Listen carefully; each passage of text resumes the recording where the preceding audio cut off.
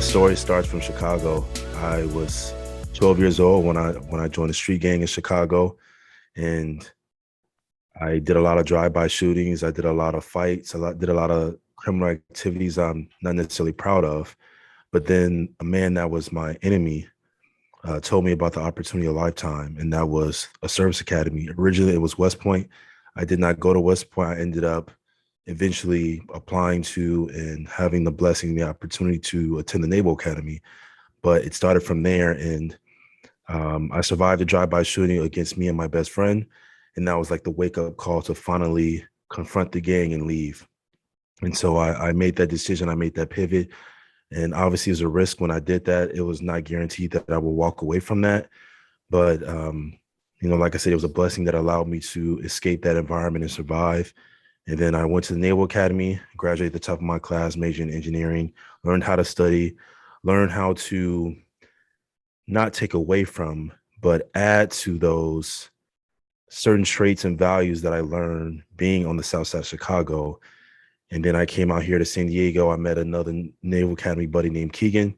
He bought a small multifamily triplex in the Bay Park submarket of San Diego. And I remember venting to him just about how frustrated I was, how I felt like there was a cap. There was a ceiling over my head in the Navy. And I know a lot of people feel that way in their W-2 jobs. And I really felt that. For me, I'm a believer. So I really felt that God had more in store for me. I wasn't knocking the Navy. I'm not knocking W-2 jobs, but I really felt that there was more to life, that I was called to do more. And I had already wrote a memoir because I was doing a lot of motivational speaking, and everyone was like, you got to write this book. You got to write this book because I'm an author. And it'll be released this year. It's through the same company, Scribe Media, that published Can't Hurt Me with David Goggins. And so that's going through now. But it was until that came out, I'm like, well, what do I do? How do I provide financial freedom to my why, which is my mother? And so Keegan said, you should buy a multifamily. And I'm like, what is that? And, he's trying to explain it to me, and it's just not registering with me. So we were at the Starbucks. So we get in my Challenger, we drive down the street, and we pull up to this property. And mind you, this moment itself was funny for me because when COVID broke out, I had just got back from deployment, and all the gyms in San Diego were closed. And I went to this one gym called Grinders Gym, and I pulled up and parked on this block. And on that block was this really nice house. And I was like, oh man, this is a really cool looking modern house. Come to find out when we pulled up on that block, it was his triplex was next door to that duplex, which I considered a house. And then so my buddy he was a Naval Academy grad, owned that. Another Naval Academy grad owned the modern looking property that I thought was cool. And then a West Point graduate owned the property to the left. So I just thought it was funny because here's this service academy connection that the next 3-4 houses next to each other are all multifamily owned by Service Academy graduates. And so Keegan told me about multifamily. He showed it to me. And from there, I was hooked. I was educating myself, reading as much as I could, listening to as many podcasts as I could. And then I eventually started underwriting deals every single day in the San Diego market. That's how I became an expert on it. I learned all the submarkets. I connected with property managers, agents, loan officers, you name it, contractors. And eventually, finally, after several months of educating myself, I closed on a 4-unit in the Pacific Beach market of San Diego. It was a $2 million property, and I was in escrow for 3 to 4 months. Roller coaster after roller coaster after roller coaster. Emotionally, financially, I was getting hit with fees. I was getting hit with fines. People thought I wasn't going to close.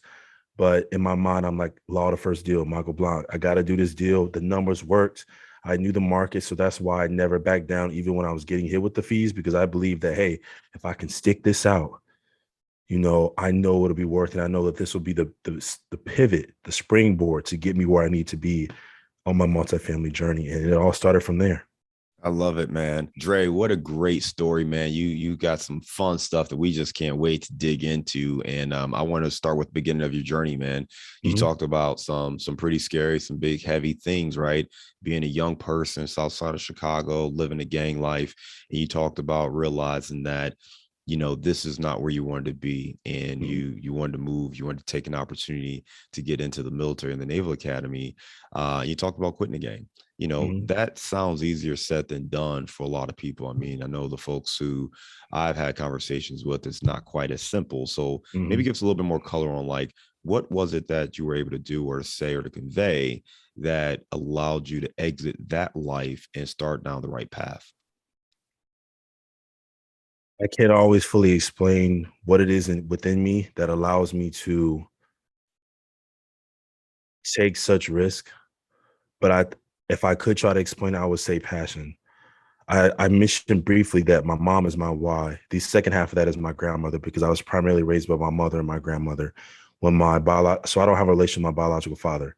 He was a drug addict. He was smoking and doing drugs in front of me and my brothers. My mom came home from FedEx. She forgot something at the house and she saw it. They were already having a lot of other issues financially because of him using the money to purchase drugs. He kept it. He kept it a secret. And so it was after that point, it was just my mom and my grandmother. And I think for me, I took the mindset that if, it's commonly heard on the news and media around you in Chicago on the South Side that I hope I make it to 21, especially for the males. It's something in me just took a step back and thought, well, either I can take this mindset and say, woe is me, and I hope I make it, or I can say, well, why not me? How do I get out of this? And it's worth taking the risk, because if I don't do this, I'm going to be in the same position I'm at. I could potentially be killed. I could potentially go to jail, or I'm going to be stuck on the South Side. And for me, my greatest fear is not the gunshots. My greatest fear is not the bullets. It's not death, man. I've had many near-death experiences. The greatest fear for me is living my life in regret and letting my mother down. That eats me alive. And so for me, it was worth confronting the members and being like, look, I've got this opportunity of a lifetime. What do I got to do? I don't care what it is. You need me to shoot somebody? Let's do it. You need me to beat me? You got to beat me out again? Let's do it. And so they proceeded to, typical, most gangs will usually have you do some type of initiation. It could be engaging in some criminal activity, or it could just be you probably seen people being stomped in for specific or beat in for a specific amount of time. And so I had to do two things when I joined, but they were going to proceed to beat me out. And then the gang leader at the time stopped it. And that's where I also realized the power of impact, where he stopped it. He was like, you know what, Dre, like, we know you ride for us. You've always had our backs. You've always been a part of this family, as you want to call it, but you're also different. You always had that visionary mindset to always challenge things and want better. And the guys and I look up to you. And when you hear someone, not to say that they're not people, like, and that's what the ultimate thing that I talk about in the memoir, like they are people. And I think obviously when you put the street gang label on it, they almost get monsterized in a way. But for me, I'm like, wow, if I can uplift these guys and impact them, and I changed this process just because they believed in me and saw something different in me, then who else could I inspire? And that's where the catalyst came from when I eventually went to the Naval Academy and started doing motivational speaking throughout countless underserved communities and hoods throughout the country. And I took that opportunity and I ran with it. Dre, what's wild to me is just I'm picturing, right, like you're still a young person, right? We're not talking about, this guy in his late 20s, 30s. We're talking about a teenager, right? A young man who is, getting his life together and going through this transition. So I can imagine how challenging that process must have been for you and the amount of conviction you need to have. And I appreciate you sharing that there's a humanity to people, right? Regardless of your situations, regardless of the choices you've made, there's still a humanity. And these are people who were making different choices for whatever those reasons were. And you took a look at where you were with your life and decided you wanted something different. Um, how old were you when you left to join the Naval Academy?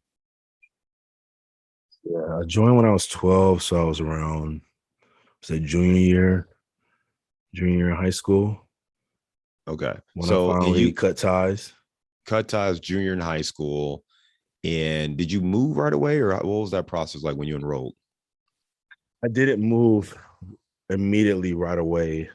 I ended up going to the prep school in Rhode Island, which is about a year long, because coming out of CPS, Chicago Public Schools, I did not have the educational fortitude to succeed at the Naval Academy. I would have been slaughtered, especially with math. That was always my worst subject. And I went to this prep school in Rhode Island. It was essentially supposed to prepare us for the Naval Academy. You swore in, you wore the uniform, you went through the academics, basically like basics of math, science, chemistry, writing, some leadership as well. You're wearing the uniform, you're marching, you're drilling, you're learning all the military vocabulary and the terminology. You're trying to just build those disciplines and habits to be successful at Annapolis. And I barely graduated from there. You needed a 2.2 GPA. And I remember thinking, like, if I barely graduated from this, the Naval Academy is going to be 2, 3 times harder. How in the world am I going to survive? And somehow, some way, I went to plebe year, which is basically like another word for freshman year. Plebe stands for the scum of the earth, like the bottom of the barrel. That's just a term that we use at the Naval Academy. And I remember going there and somehow, some way, like I majored in engineering and was at the top. Like, and you pick your major sophomore year, but maybe I think that 2 years gave me time to really define and refine what I wanted to do. And I've always been a creative person. I mentioned I'm a writer, but I'm also an artist. And I literally chose engineering because I'm like, what's the closest thing to art? And I remember being in my engineering classes and my professors, they were in my classes would probably laugh at this story because for that first bulk of my engineering, I was drawing everything. And for me, it was easier and quicker to draw it than to sit there and be on the program trying to do everything. And it was right. Like it was just my hand drawings are just as good as the computer stuff. And I still receive good grades. It wasn't until the very end we had that final engineering project where I had to finally like do it on computer because you obviously got to make all the changes back and forth. So um, that's the journey into how I was able to make that transition from starting at the prep school and then going to Annapolis. I love the fact that you made this and you recognize the challenges you faced. You identified them right away and you attacked each one, right? And made sure you addressed it and overcame that.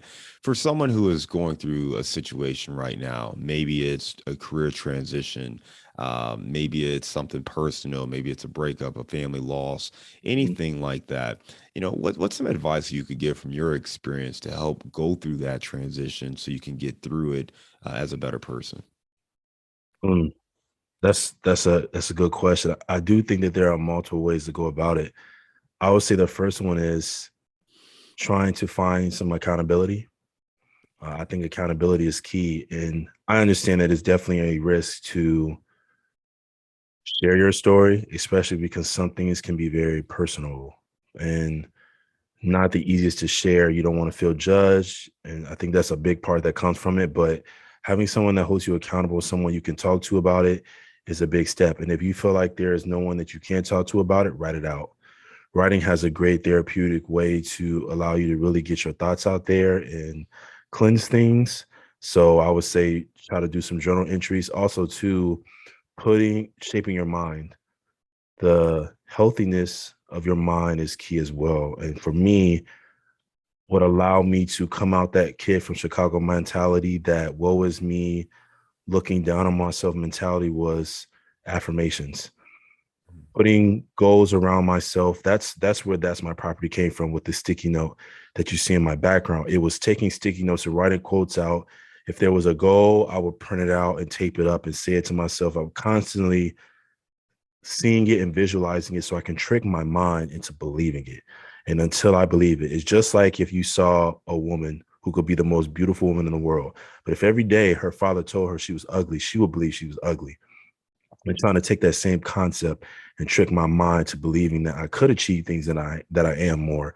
And that is another key tactic that I would tell people is to do that. Other thing is listening to motivational speeches on YouTube. It could be Eric Thomas, it could be TD Jakes, it could be Les Brown, it could be David Goggins. Another one is also reading motivational books. I think that there's a great way that even if you don't know that person, when you can read a book like Resilience or the book with David Goggins or others similar to that, or the other Wes Moore by Wes Moore, those type of uplifting motivational books also allows you to escape and you can learn lessons from the way that other people have dealt with adversity. So those are just a few recommendations I would make to people that are really, really struggling and trying to find their voice and trying to find a path to overcome. Yeah, man, we'll be able to add your book to that list pretty soon here as well. So make sure we do that. Thanks, Let's switch man. gears a little bit, man. I want to talk more about, you mentioned being in San Diego. You talked to your friend Keegan. Keegan kind of, started talking to you about real estate investing, multifamily with the property he had, and you started to realize that this was possible. So Mhm. you mentioned that the first step you took was really educating yourself. Uh, talk to me a little bit more about that. Like, you listen to podcasts? It sounds like you did some other things, but what did you do to educate yourself in real estate investing? Yeah, well, I didn't have a whole lot of money to start out, and I know that there are some coaching programs out there for 20, 30 grand or whatnot, and I am not knocking them. There are a small few that are very good, but for me, it was like, okay, well, I don't have a lot of money, so where do I start? Which I think a lot of people feel that way and are probably in that same bucket. So it was first finding my niche. In my sense, I think that it was a blessing that multifamily real estate fell in my lap, given the fact that Keegan already owned multifamily and just told me about it. And it naturally was just a fit for my personality. But as you know, I believe that everyone, in my experience, is not fit to do multifamily, or especially if you're talking about syndication.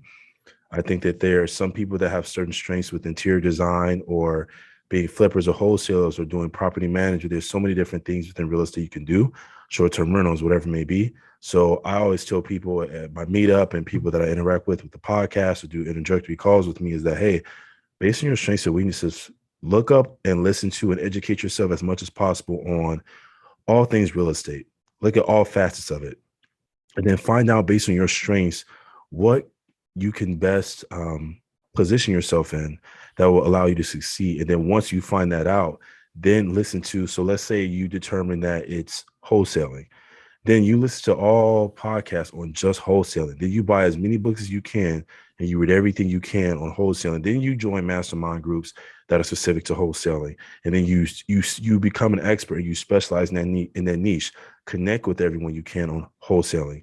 That's where your focus is. And that allows you to get into that lane, find mentors, find people you can partner with. So essentially, I did that same script for multifamily. Everything was multifamily podcast. Everything was reading articles of multifamily. It was bought every book, Joel Fairless, Michael Blanc, Vanessa Peters, Matt Farrakoff, Hunter Thompson, everyone that deal with raising capital, multifamily, property management with multifamily, anything within that sphere, value add multifamily, class A, whatever. I read it. I became obsessed with it. I absorbed it. And then from there, I started joining mastermind groups. I went to every meetup within San Diego. I met all the presidents. I connected with people. And of course, the first few times it was like, well, I stood out. They didn't really know who I was. But after a while, I'm going to meet up like, yo, what's up, Dre? How you doing, Dre? What's going on, Dre? So at that point, then now I know what everyone does. I have had coffee or a phone call with everyone that I've met. I followed up with them. So then when it comes time for me to make a move, I can make a move and I know exactly who to reach out to or partner with. Great insights right there. Anybody looking to get started, especially if you are strapped for cash, you just gave some great insights on how to do it. Consume all the podcasts you can on the subject, read as much as you can on the subject, and then find networking events in your market where you can do it. And now there's so many virtual events that you could sit from your computer and connect and learn as well. So there are Mhm. a lot of different ways. I mean, time is obviously something you've got to figure out, but figure out how to get going. And then what I tell people is you want to hire a mentor when you know what it is you're trying to solve for, or when you need that network and you need somebody who can help open up doors. That's really where a mentor kicks in. But there is a lot of free information available to you. So make sure you don't use that as an excuse to get the traction you need in your business. You mentioned at first it was a $2 million deal, and you Mhm. started by saying that you didn't have a lot of money. So I'm curious, how did you fund or get the equity needed for that $2 million deal? So because I'm a veteran, I did use my VA loan for that 4 unit, $2 million property in San Diego. But even then, it's not what people think. um, the VA loan is not entirely $0 down, and especially when you're trying to buy a multifamily, and then especially when you're trying to do it in a specific market like San Diego.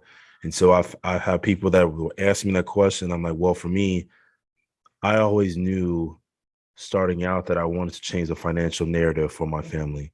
And I might not have known anything about real estate, but when I did go through the Naval Academy, I did read a few basic books on just financial education revolving around stocks and basic savings. And so I just saved. I was smart about things. I had no debt. I had a great credit score. I just save, save, save, save, save. So I think that prepared me for my journey, because when the time came and I was out here and I started looking into multifamily, I had the reserves. So if you take a $2 million property, and that's what, roughly $10,500 a month on the debt service, I need to have 6 to 9 months of reserves of that. I had it. You know what I mean? Because I had saved for that. And then even the earnest money deposit was 20 grand, 1 and 2% of the purchase price. I had it. Plus all the other fees that, as you know, that come in with just inspections and appraisals and whatnot that came with the escrow period. So for me, I had all those wickets and those boxes checked.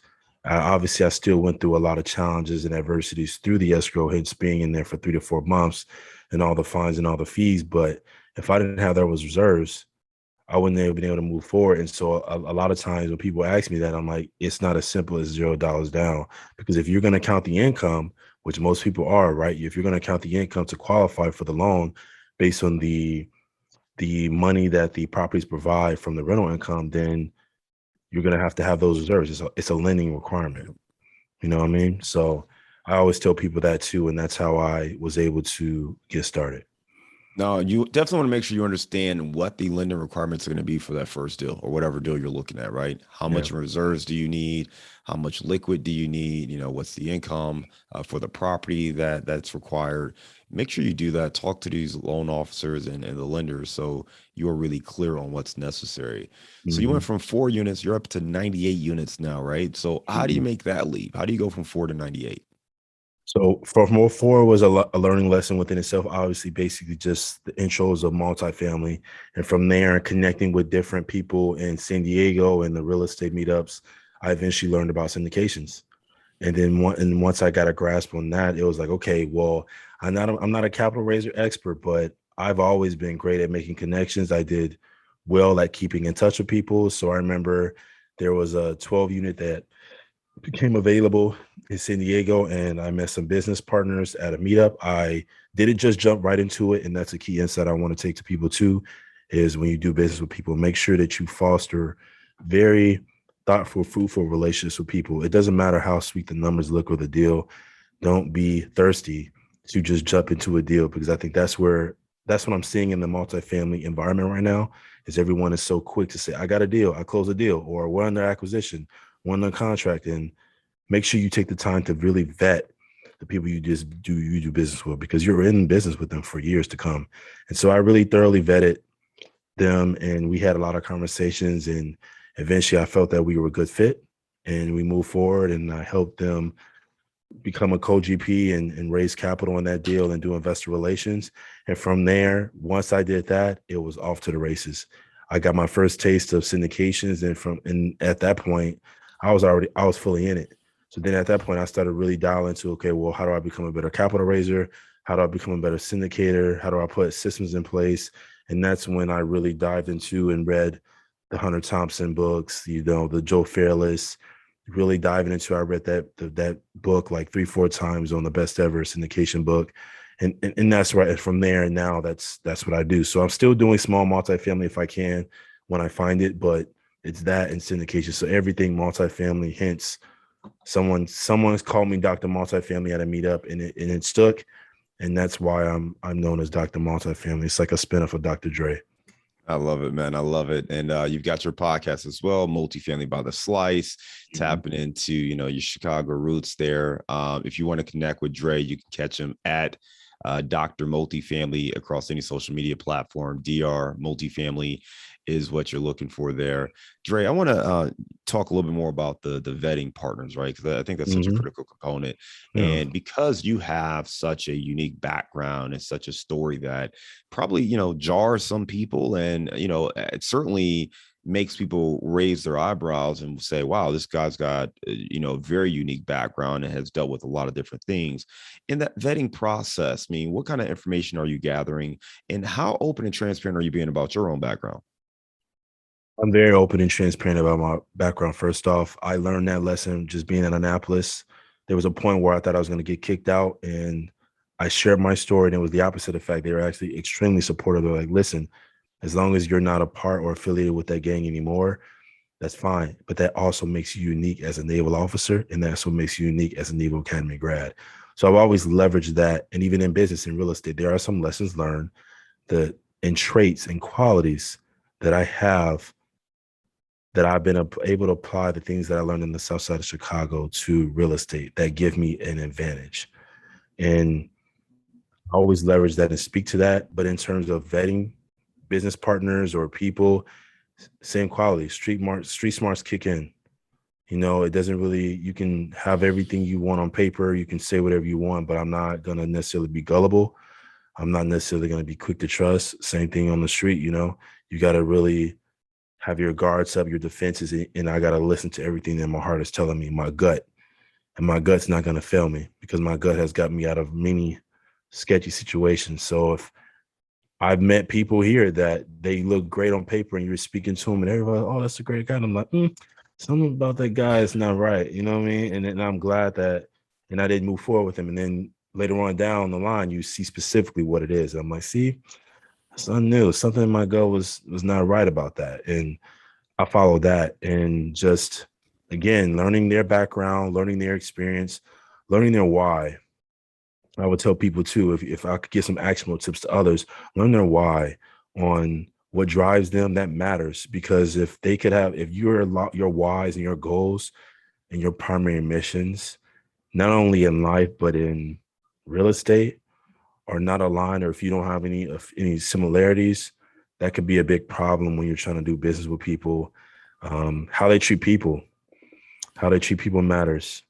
It's not all about the real estate and the numbers. I'm also a big believer in just the go-giver mindset and just giving people and adding value to people as much as possible without asking anything in return. And you don't want to do business with people where they're all about themselves. I've seen that here too. People that, you know, they're raising capital and you'll send investors their way, or you'll give them feedback and tips. And when you need help or you want to pick up the phone and say, hey, how did you do this? And like, sorry, man, I'm busy. Or no, I can't do this. Or no, I can't share that. And I've been in that situation before. And I'm like, okay, cool. You know, so just people with integrity, people with character. You got to look for those things.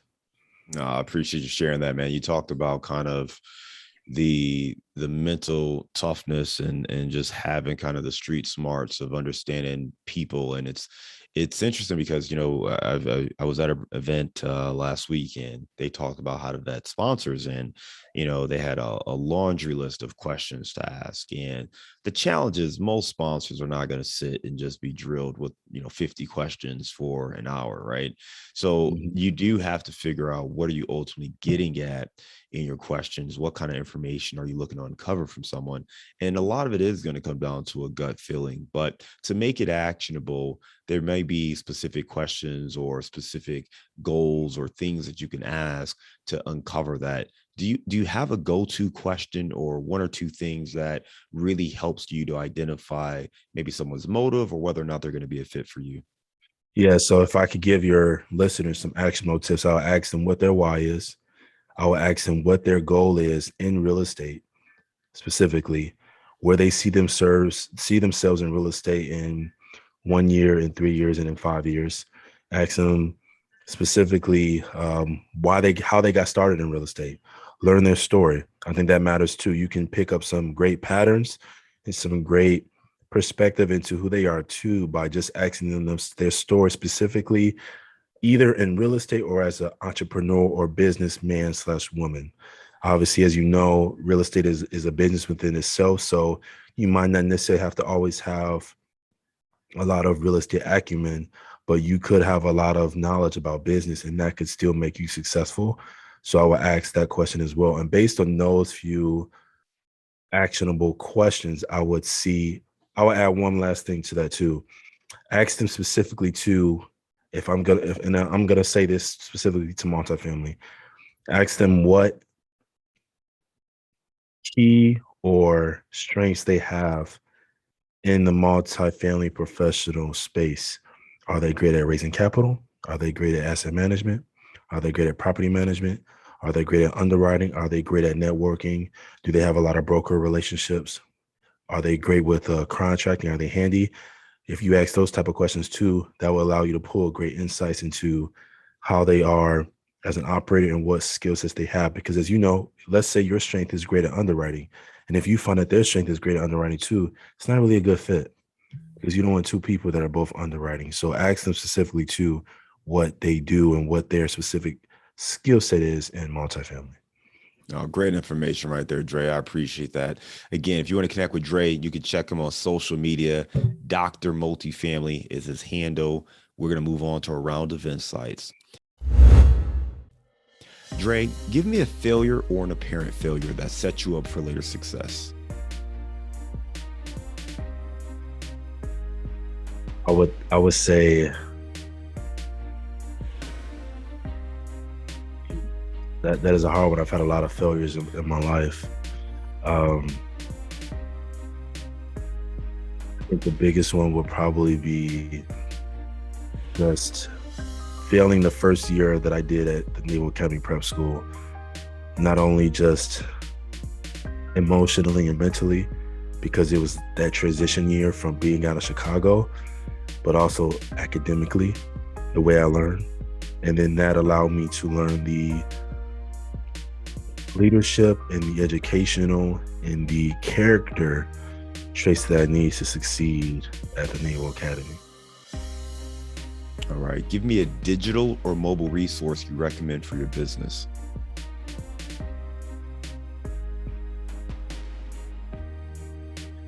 I'm a big podcaster, so I'm going to say listen to a lot of podcasts. I'll probably also say Trello. Trello's a great app for people to use. It allows you to track a lot of short-term tasks as well as have like a visionary board. So I use that to, maybe there's some things that I don't necessarily need to accomplish within a day or a week, but I need to accomplish maybe a month or two from now, but it still needs to be in my horizon. It's a great way to put that there as well. So I would recommend people use a Trello. I think Asana is another one that you can use as well that's pretty similar. All right, give me the book you've recommended or gifted the most in the last year. Resilience by Eric Greitens. Resilience is a book by Eric Greitens. He's a Truman Scholar, Navy SEAL. It's a series of letters from one Navy SEAL to the next. And it is the most powerful book, one of the most powerful books that I've read to date. And when I was in leadership positions at the Naval Academy as a naval officer, when I do my motivational speaking, I always tell people to read that book because the book is called Resilience and it talks about being resilient and dealing with adversities in life. But when he writes these letters to his SEAL buddy, he breaks them off in different sections. So it could be fear, it could be love, it could be hate, it could be death, resilience to self, all the pretty much the challenges that we will face in human beings in life, and they're all within letters. It's a very powerful, powerful book. All right, give me a daily habit that helps you stay focused on your goals. Writing them out every day, in the morning and at night, and also having them in my car. I have a sticky note in my car as well. So essentially 3 times a day or multiple times a day, again, tricking my mindset. It's if I write them out in the morning and I read them, and I write them out at night and I read them, and then I have a sticky note in my car. So every time I get in my car, I'm looking at it. And I have to see it and read it to myself while I'm driving. I'm constantly living in my dreams. I'm constantly swimming in my dreams.